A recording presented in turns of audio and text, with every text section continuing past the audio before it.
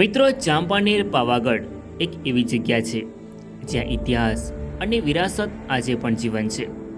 મિત્રો, જ્યારે પણ ચાંપાનેર પાવાગઢના ઇતિહાસની વાત આવે તો રાજા ફતેહ રાવળને બધા જ જાણતા હોય છે, પરંતુ તેમનો સાચો ઇતિહાસ ખૂબ જ ઓછા લોકો જાણતા હોય છે. જેથી આજના વિડીયોમાં આપણે રાજા ફતેહ રાવળનો ઇતિહાસ જાણીશું, જેમાં મહત્ત્વના મુદ્દાઓમાં રાજા ફતેહ રાવળ કોણ હતા, રાજા ફતેહ રાવળનો પરિવાર, મોહમ્મદ બેગડા અને ફતેહ રાવળ વચ્ચે થયેલ યુદ્ધ, શું ફતેહ રાજાને મહાકાળી માતાએ શ્રાપ આપ્યો હતો કે પછી આ એક ષડયંત્ર હતું. ત્યારબાદ છેલ્લે ફતેહ રાવળના પુત્રો ભાગીને ક્યાં જતા રહ્યા હતા તે જાણીશું, જેથી વિડીયોમાં છેલ્લે સુધી બન્યા રહો. નમસ્કાર મિત્રો, તો સ્વાગત છે એક નવા વિડીયોમાં. સો ફ્રેન્ડ્સ, હું છું ધર્મેશ અને ધર્મેશ પટેલ યુટ્યુબ ચેનલમાં તમારું સ્વાગત છે. સો ફ્રેન્ડ્સ, આજના વિડીયોમાં આપણે પાવાપતિ ફતેહ રાવળ એટલે કે જયસિંહ ચૌહાણનો ઇતિહાસ જાણીશું. સો વિડીયોમાં છેલ્લે સુધી બન્યા રહો. તો ચાલો વિડીયોને શરૂ કરીએ.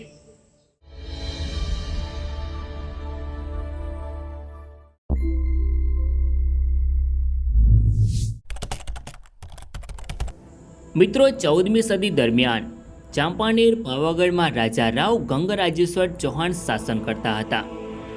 રાજા ગંગરાજેશ્વર ચૌહાણ ચાંપાનેર પાવાગઢના 12મા શાસક હતા.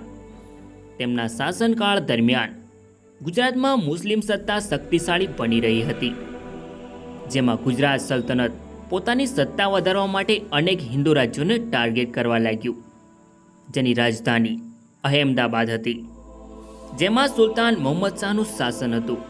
રાજા રાવ ગંગરાજેશ્વર ચૌહાણના શાસનકાળ દરમિયાન ગુજરાત સલ્તનતના સુલતાને ચાંપાનેર પર અનેકવાર આક્રમણો કર્યા, પરંતુ ચાંપાનેર પર તેની સત્તા સ્થાપિત ના કરી શક્યો. અને આવી જ રીતે છેલ્લા 12 રાજ્યોથી ચાંપાનેર પાવાગઢમાં ચૌહાણોએ તેમની સત્તાને કાયમ કરી રાખી હતી. મિત્રો, એવામાં ચાંપાનેર પાવાગઢના કિલ્લામાં રાજા ગંગરાજેશ્વરના પુત્રનો જન્મ થાય છે. મિત્રો, આ બાળકનું નામ જયસિંહ ચૌહાણ રાખવામાં આવ્યું. મિત્રો, જયસિંહ ચૌહાણ બાળપણથી જ ચતુર અને નીડર હતા. તેઓ યુદ્ધ વિદ્યામાં ખૂબ જ માહિર હતા. જયસિંહ ચૌહાણે યુદ્ધ વિદ્યા, રાજવહીવટ અને રણનીતિ વગેરેની શિક્ષા લીધી. તેઓ તેમના પિતા રાજા ગંગરાજેશ્વરની જેમ જ ખૂબ જ પ્રભાવશાળી હતા. રાજા ગંગરાજેશ્વર ચૌહાણે ઘણા વર્ષો સુધી ચાંપાનેર પાવાગઢમાં શાસન કર્યું અને ચાંપાનેરમાં ચૌહાણ વંશનો ઝંડો ફરકાવી રાખ્યો. ત્યારબાદ રાજા ગંગરાજેશ્વર ચૌહાણનું અવસાન થાય છે, જેથી તેમનો પુત્ર જયસિંહ ચૌહાણ ચાંપાનેરની ગાદી પર આવે છે. મિત્રો, રાજાધિરાજ જયસિંહ ચૌહાણ ચાંપાનેર પાવાગઢની ગાદી પર આવે છે. તેઓ તેમના પિતા ગંગરાજેશ્વર ચૌહાણ પછી ચાંપાનેર રાજ્યની સત્તા પર આવ્યા.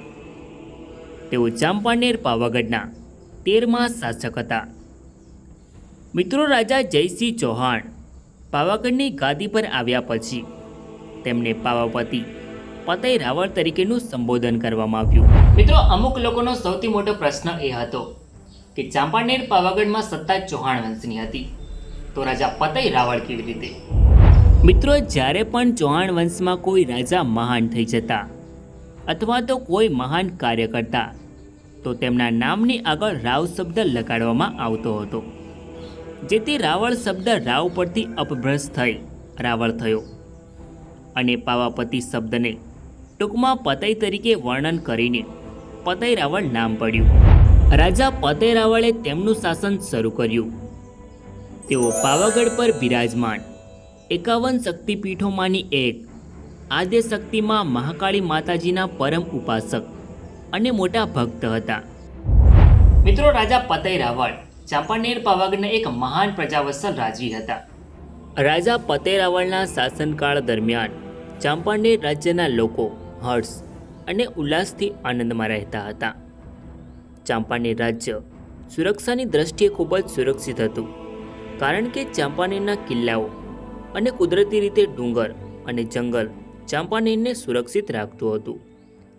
જ્યારે પણ કોઈ બહારના આક્રમણો થતા હતા તો પાવાગઢની ઊંચાઈ અને જંગલવાળો વિસ્તાર હોવાથી તેના પર આક્રમણ કરવું શક્ય ન હતું.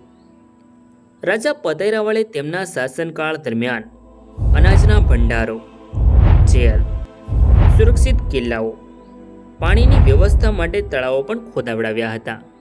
રાજા પતઈ રાવળના શાસનકાળ દરમિયાન ગુજરાત સલ્તનતની રાજધાની અહેમદાબાદમાં સુલતાન મોહમ્મદ શાહના અવસાન બાદ 25 મે 1458 અબુલ ફત નાસિરુદ્દીન મોહમ્મદ શાહ પ્રથમ ગુજરાત સલ્તનતની ગાદી પર આવ્યો, જે મોહમ્મદ શાહ પ્રથમ તરીકે ઓળખાયો.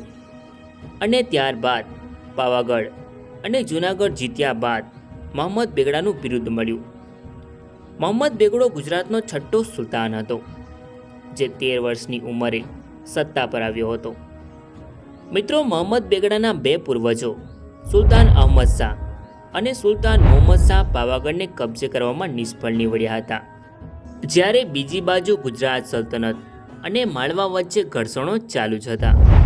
પરંતુ ચાંપાનેર પાવાગઢના ચૌહાણો અને માળવાના સુલતાનોના લાંબા ગાળાથી ચાલ્યા આવતા મૈત્રી સંબંધોને કારણે આ શક્ય ન હતું. કારણ કે જ્યારે પણ ચાંપાનેર પાવાગઢ પર ગુજરાત સલ્તનત આક્રમણ કરતું, તો ચૌહાણોની મદદ માટે માળવાના સુલતાનો આવી જતા, અને જ્યારે પણ માળવા પર ગુજરાત સલ્તનત આક્રમણ કરતું, તો સુલતાનોની મદદ માટે ચાંપાનેરના ચૌહાણો જતા. જેથી ગુજરાત સલ્તનતને વર્ષોથી આ વાત ખટકતી હતી, જેથી મોહમ્મદ બેગડાને પણ પોતાના પૂર્વજોની હાર સહન ના થઈ અને બસ યોગ્ય મોકાની રાહ જોઈને બેઠો હતો. મિત્રો, ઈસવીસન 1482માં ગુજરાતમાં ખૂબ જ ઓછો વરસાદ થયો હતો, જેથી આસપાસના રાજ્યોમાં નાની મોટી સમસ્યાઓ ઊભી થવા લાગી, જેના કારણે ગુજરાત સલ્તનતના રસુલ્લાબાદના થાણાનો થાણેદાર મલ્લિક સુદા સુલતાનીએ કોઈ બીજા રાજ્યના ગામડાઓમાં જઈ લૂંટ કરવાનું વિચાર્યું. ત્યારબાદ તેઓ ચાંપાનેર રાજ્યની સીમાડાના અમુક ગામોમાં જઈને લૂંટફાટ કરી અને ઘરેણાઓ, અનાજ, મોંઘી વસ્તુઓ લૂંટીને જતો રહ્યો. ત્યારબાદ આ સમાચાર ચાંપાનેરના રાજા પતઈ રાવળને મળે છે, જેથી તેમણે તેમના સેનાપતિ અને સૈનિકોને રસુલ્લાબાદ પર આક્રમણ કરીને લૂંટેલો માલ સામાન પાછો લાવવાનો આદેશ આપ્યો. ત્યારબાદ રાજા પતઈ રાવળના સેનાપતિ અને સૈનિકો રસુલ્લાબાદ પર આક્રમણ કરવા જાય છે. મિત્રો, જેવા જ રાજા પતઈ રાવળના સેનાપતિ અને સૈનિકો રસુલ્લાબાદ ગયા, એટલે રસુલ્લાબાદના થાણેદાર અને ચાંપાનેરના સૈનિકો વચ્ચે એક જોરદાર યુદ્ધ થાય છે.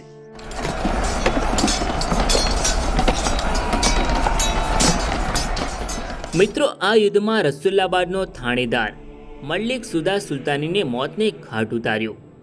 ત્યારબાદ ચાંપાનેરના સેનાપતિ અને સૈનિકોએ લૂંટેલો માલ સામાન અને ગુજરાત સલ્તનતના લશ્કરના હથિયારો અને 2 હાથી પણ લઈ લીધા.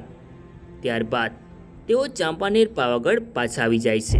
જ્યારે આ સમાચાર ગુજરાત સલ્તનતની રાજધાની અહેમદાબાદમાં સુલતાન મોહમ્મદ બેગડાને મળે છે કે ચાંપાનેરના સૈનિકોએ રસુલ્લાબાદના થાણાના થાણેદાર મલ્લિક સુદા સુલતાનીને મોતને ઘાટ ઉતાર્યો છે અને લૂંટેલા માલ સામાનની સાથે તેમના હથિયારો અને 2 હાથી ચાંપાનેર લઈને જતા રહ્યા છે. આ સાંભળી મોહમ્મદ બેગડો ખૂબ જ ગુસ્સે થાય છે અને તેને ચાંપાનેર પર આક્રમણ કરવાનો યોગ્ય મોકો પણ મળી ગયો. ત્યારબાદ મોહમ્મદ બેગડાએ વિશાળ સૈન્ય તૈયાર કરી અને અહેમદાબાદથી ચાંપાનેર જવા નીકળી જાય છે. ઈસવીસન 1483માં મોહમ્મદ બેગડાની વિશાળ સેના બરોડાના રસ્તે ચાંપાનેર તરફ જઈ રહી હતી. ત્યારબાદ આ વિશાળ સૈન્ય ચાંપાનેર રાજ્યમાં પ્રવેશ કરે છે. જ્યારે આ સમાચાર ચાંપાનેરના રાજા જયસિંહ ચૌહાણ એટલે કે પતઈ રાવળને મળે છે કે મોહમ્મદ બેગડો તેની વિશાળ સેના સાથે ચાંપાનેર પાવાગઢ પર આક્રમણ કરવા આવ્યો છે, જેથી રાજા પતઈ રાવળે પહેલાં તો તેના મંત્રીઓ અને સેનાપતિઓની સલાહ માંગી, જેથી બધાએ કહ્યું કે પહેલાં સંધિ કરી લઈએ, કારણ કે મોહમ્મદ બેગડો વિશાળ સેના સાથે આવ્યો હતો. તેની સેનાની સામે આપણી સેનાની સંખ્યા ખૂબ જ ઓછી છે, જેથી રાજા પતઈ રાવળ તેના સેનાપતિ અને સૈનિકોને સંધિ કરવા માટે મોકલે છે. જેમાં સેનાપતિએ કહ્યું કે ચાંપાનેર રાજ્ય શાંતિનો પ્રસ્તાવ રાખે છે, જેમાં 3 મણ સોનું, હીરા, જવેરાત, 2 વર્ષનો અનાજનો સ્ટોક અને હાથી ઘોડા આપવાનો પ્રસ્તાવ રાખ્યો. પરંતુ મોહમ્મદ બેગડાએ આ પ્રસ્તાવને નકારી કાઢ્યો અને કહ્યું કે હવે અમારી તલવાર અને ખંજર જ તમને જવાબ આપશે. આ કહીને શાંતિનો પ્રસ્તાવ ઠુકરાવી દીધો. ત્યારબાદ ચાંપાનેરના સેનાપતિ અને સૈનિકો રાજમહેલમાં આવે છે અને તમામ હકીકત જણાવી. જેથી રાજા ફતેહરાવળે પહેલાં તો ચાંપાનેર રાજ્યના કિલ્લાના તમામ દરવાજા બંધ કરાવડાવ્યા અને ત્યારબાદ બધાને યુદ્ધ કરવા માટે તૈયાર રહેવા કહ્યું. જ્યારે એક બાજુ રાજા ફતેહરાવળે વર્ષોથી ચાલી આવતા મૈત્રી સંબંધો અને સહયોગી માળવા રાજ્યને મદદ માટે સંદેશો મોકલ્યો, જેમાં તેમણે રાજ્ય પર આવેલી આફતમાંથી છુટકારો મેળવવા અને મોહમ્મદ બેગડાની વિશાળ સેના સામે યુદ્ધ કરવા સહાયની મદદ માંગી. જેથી અમુક શરતો પર માળવાનો સુલતાન ગયાસુદ્દીન ખિલજી ચાંપાનેર જવા તૈયાર થાય છે, જેની જાણ મોહમ્મદ બેગડાને થતાં અમુક મંત્રીઓ અને સૈનિકોને માળવાની સેના સામે યુદ્ધ કરવા રોકવા અને સમજાવવા મોકલ્યા, જેમાં તેઓ દાહોદ ગયા, જેમાં બંને વચ્ચે વાત થાય છે, જેમાં મોહમ્મદ બેગડાના મંત્રીએ આ યુદ્ધમાં વચ્ચે ના પડવા કહ્યું.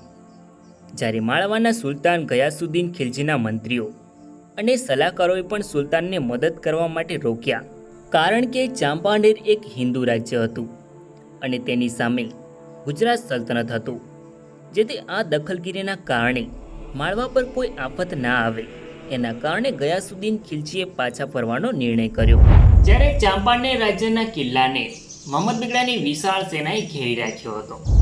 જ્યારે રાજા ફતેહરાવળને એ સમાચાર મળ્યા કે માળવાનો સુલતાન ગયાસુદ્દીન ખિલજી તેમની મદદ માટે આવતા પાછો વળીને જતો રહ્યો છે, ત્યારબાદ રાજા ફતેહરાવળે બધા જ મંત્રીઓ, સેનાપતિ અને સલાહકારોને બોલાવીને યોગ્ય મોકા પર આક્રમણ કરવાનો આદેશ આપે છે. મિત્રો, મોહમ્મદ બેગડો ચાંપાનેર વિશાળ સેના સાથે આવી તો ગયો હતો, પરંતુ પાવાગઢના અજય કિલ્લામાં ક્યાંથી અને કેવી રીતે પ્રવેશ કરવો તેનો રસ્તો તેને મળતો ન હતો. તેણે ઘણા પ્રયાસો કર્યા કિલ્લાને તોડવાના, પરંતુ તે નિષ્ફળ નીવડ્યો. જ્યારે રાજા ફતેહરાવળ અને તેમના લોકો મહેલના કિલ્લામાં સુરક્ષિત હતા, જ્યારે મોહમ્મદ બેગડાનું વિશાળ સૈન્ય ચાંપાનેરના કિલ્લાને ઘેરીને બેઠું હતું. મિત્રો, મોહમ્મદ બેગડાએ ચાંપાનેરના કિલ્લાને છેલ્લા 19 મહિનાથી ઘેરી રાખ્યું હતું, પરંતુ તેઓ ચાંપાનેરના કિલ્લામાં પ્રવેશી નહોતા શક્યા, જેથી તેમની સેના ખૂબ જ હેરાન હતી. જેમાં મોહમ્મદ બેગડાની સાથે સેનાપતિ મોહફીઝ મલિક સારંગ અને મલિક અબ્બાસ હતા. ત્યારબાદ મોહમ્મદ બેગડાએ કિલ્લામાં પ્રવેશવા માટે બીજો ઉપાય કરવા કહ્યું, જેમાં તેમના સેનાપતિઓએ એક ટનલ ખોદીને કિલ્લામાં પ્રવેશવાનો વિચાર આવ્યો. જ્યારે બીજા ઉપાયમાં તેમની સાથે લાવેલ તોપથી કિલ્લાની દિવાલ તોડવાનું વિચાર્યું. ત્યારબાદ પહેલા તોપનો ઉપયોગ કર્યો, પરંતુ તોપથી કિલ્લાની દિવાલ ના તૂટી, જેથી બીજા ઉપાયમાં એક ટનલ ખોદાવડાવી. ત્યારબાદ 21/11/1484ના રોજ ગુજરાતના સુલતાન મોહમ્મદ બેગડો 20 મહિનાની ઘેરાબંધી પછી પાવાગઢના કિલ્લામાં પ્રવેશ્યા, જેમાં ખોદેલી ટનલમાંથી સૌપ્રથમ પાવાગઢના કિલ્લામાં મલિક સારંગે સુરંગના રસ્તે પ્રવેશ કર્યો અને પાવાગઢના અજય કિલ્લાના દરવાજાઓને ખોલી દીધા, જેથી મોહમ્મદ બેગડાનું વિશાળ સૈન્ય પાવાગઢના કિલ્લામાં પ્રવેશ્યું. જેથી આ વાતની જાણ રાજા ફતેહરાવળને થતાં તેમણે અને ચાંપાનેરના રાજપૂતોએ મોહમ્મદ બેગડા સામે યુદ્ધ કરવા તૈયાર થયા. ત્યારબાદ તેઓ પાવાગઢના ઊંચાઈવાળા વિસ્તારમાં અને જંગલોમાં મોહમ્મદ બેગડાના સૈનિકો સામે યુદ્ધ કરવા ગયા, જેમાં ચાંપાનેરના ચૌહાણ રાજપૂતોની લગભગ 700 જેટલી સંખ્યા મોહમ્મદ બેગડાના હજારોની સંખ્યાના સૈનિકો સામે કેસરિયા કર્યો. ત્યારબાદ ગુજરાત સલ્તનતના સુલતાન મોહમ્મદ બેગડો અને ચાંપાનેરના રાજા ફતેહરાવળ વચ્ચે જોરદાર યુદ્ધ થાય છે.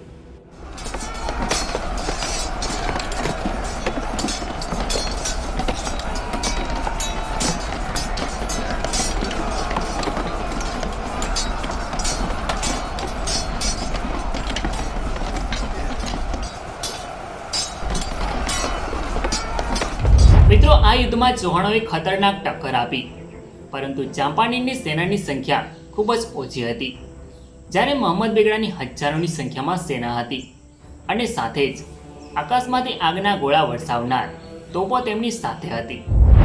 પરંતુ પાવાગઢની ઊંચાઈ અને જંગલવાળો વિસ્તાર હોવાથી રાજપૂતો હોશિયારીથી યુદ્ધ લડ્યા, જેમાં 700 જેટલા રાજપૂતોએ 20,000થી વધારે ગુજરાત સલ્તનતના સૈનિકોને મોતને ઘાટ ઉતાર્યા.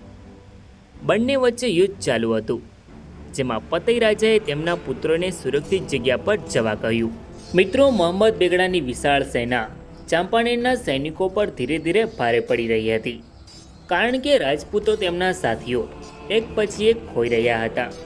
છતાં પણ ચાંપાનેરના રાજા પતઈ રાવળ અને રાજપૂતોએ લાંબા સમય સુધી મોહમ્મદ બેગડાની સેના સામે યુદ્ધ કર્યું, પરંતુ ઓછી સેના અને તોપના ગોળાની સામે તેઓ વધારે સમય સુધી યુદ્ધ લડી ન શક્યા.